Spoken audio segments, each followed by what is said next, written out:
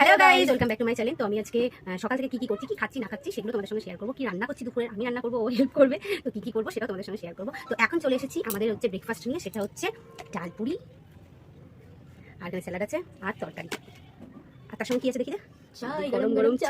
চলো খাওয়া তো যাবেই, তো চলো খাওয়ার পালা। তো চলো চা খাও, একটু চাটা খাই। মা আমাকে এই কাপটা দিয়ে দিলে, ও নিজে বললো আমাকে বড় ছোট কাপটা দিবে, বড় কাপটা দিবে, ছোট কাপটা নিয়ে নিল। চায়ের ভাগ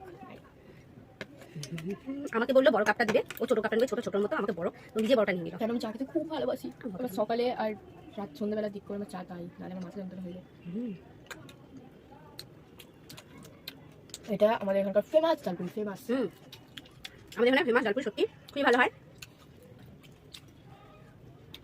এখানকার মতো ডালপুরি কেউ করতে পারে না।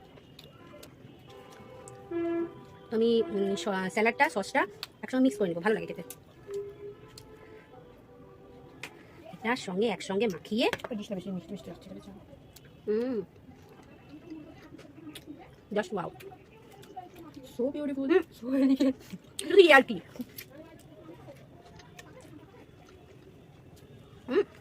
তার কথা বলে দিচ্ছি আমি। শীতকালে গরম গরম চা ছাড়া জীবন অচল। আমার সব থেকে ডালপুরি ফেভারিট। তো সকাল সকাল তো আমরা আজকে অনেকদিন পর ডালপুরি খেলাম। তো দুপুরে কি হবে সেরকম কিছু না, সামান্য কিছুই। অত রান্না কে করবে বলো, সারাদিন রান্না করে তাহলে বুঝতেই পারছো অত রান্না কে করবে বলো, সেরকম কিছু না। তবে কি রান্না করবো সেটা তোমাদের সঙ্গে শেয়ার করবো, দেখতে থাকো।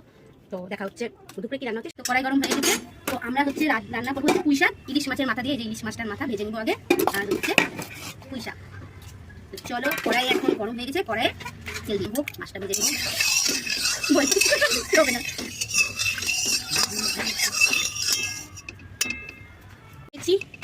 কড়াইয়ে তেল দিয়ে দিয়েছি, হবে হচ্ছে প্রথমে ইলিশ মাছ ভাজা, ইলিশ মাছের মাথা ভাজা, আর পুঁই শাকটা হবে ইলিশ মাছের মাথাটা দিয়ে।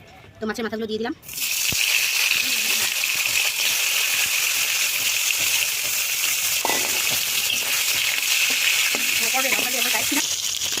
লাল লাল করে মাছগুলো ভেজে নেবো, ইলিশ মাছের ভাজা দারুণ লাগে। তো লাল লাল করে মাছের মাথাগুলো ভাজা হয়ে গেছে, মাথাগুলো একটু ভেজে নেবো।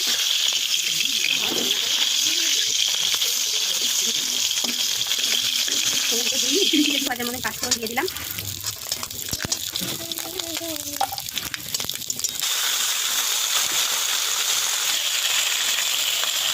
এখন অল্প দিচ্ছি, পরে টেস্ট করে দেখবো লবণটা ঠিক আছে কিনা। দিয়ে দেবো অবশ্যই লবণ হবে, আর দিয়ে দিলাম এবার জিরে গুলো।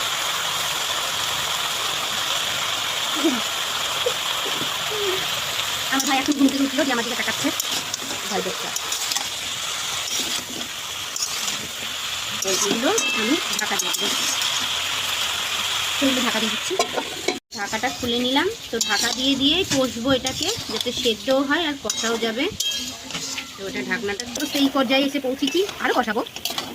শাক রেডি হয়ে গেছে, নামানোর পালা। তো আমাদের পুঁই শাক রেডি হয়ে গেছে। তো দেখো কালারটা খুব সুন্দর এসেছে।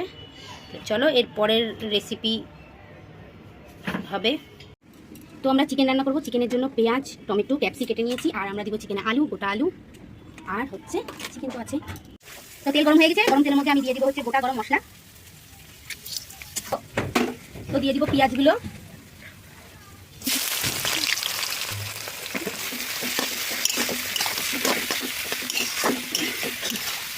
পেঁয়াজগুলো লাল লাল করে ভেজে নিব। তো পেঁয়াজ ভাজার সময় আমি ক্যাপসিগুলো দিয়ে দিব ভাজার জন্য।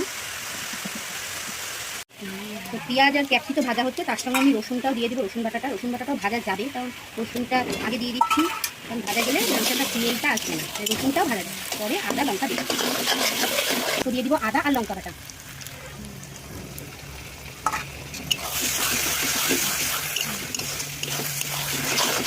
এরপর আমি কিছু গুঁড়ো মশলা অ্যাড করে নিব।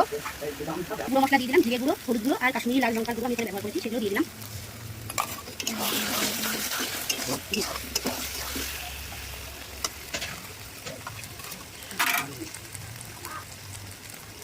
গুঁড়ো মশলারই জলটা একটু দিয়ে দিলাম, এটা ভালো করে কেটে নেব। গোটা একটা টমেটো কেটে রেখেছিলাম, সেটাও দিয়ে দিব। এরপর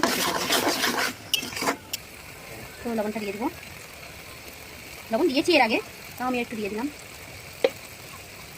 এই তো কষা হয়ে গেছে মশলাটা, মশলার কালারটা কিন্তু খুব সুন্দর এসেছে। তো চলো মাংসটা দিয়ে দেবো। মাংসটা কিন্তু আমি লেবু রস আর লবণ মাখিয়ে রেখেছিলাম। দেখতেই পাচ্ছ লেগ পিসটা খুবই বড় করে কাটা হয়েছে, দুটো লেগ পিস বড় করে কেটেছি।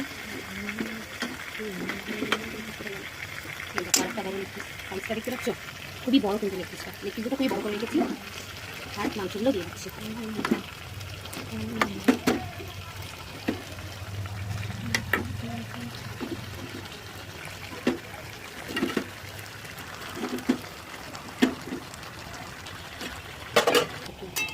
এখন এই মাংসটা ভালো করে কষে নিব।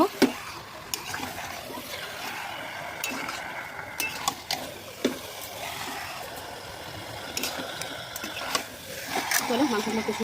চিকেনের কালারটা দেখো, কালারটা কিন্তু হেভি দারুণ এসেছে কালারটা। তো মাংসটা এরকম করে কষবো, তার সঙ্গে আমরা আলুগুলো দিয়ে দেবো। এগুলো নতুন আলু, তো কষতে থাকবো এরকম করে।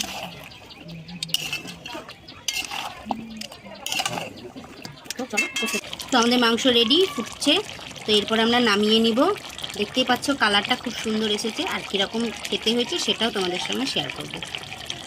তো আমাদের তো রান্নাবান্না শেষ, এবার হচ্ছে আমাদের খাওয়ার পালা। তো আমরা ভেবেছিলাম খাবো, তো বোন বলল যে ইটিং চ্যালেঞ্জ করি চল। তো চলো দেখতেই পাচ্ছ আমাদের সেটআপটা। তো এখন ইটিং চ্যালেঞ্জ হবে। তো আজকের মতো টাটা, আর পরের পার্টটা খাওয়াটা সেটা তুমি ইটিং চ্যালেঞ্জে সেটা পরের পার্টটা দেখে নেবে, কীরকম হয়েছিল না হয়েছিল সেটা আমরা সবই বলবো। এই যে আমাদের সেটআপ রেডি। তো চলো খেতে হবে এবার। তো টাটা, আজকের মতো টাটা। ভালো লাগলে লাইক কমেন্ট শেয়ার করে দিবে। Thanks for watching.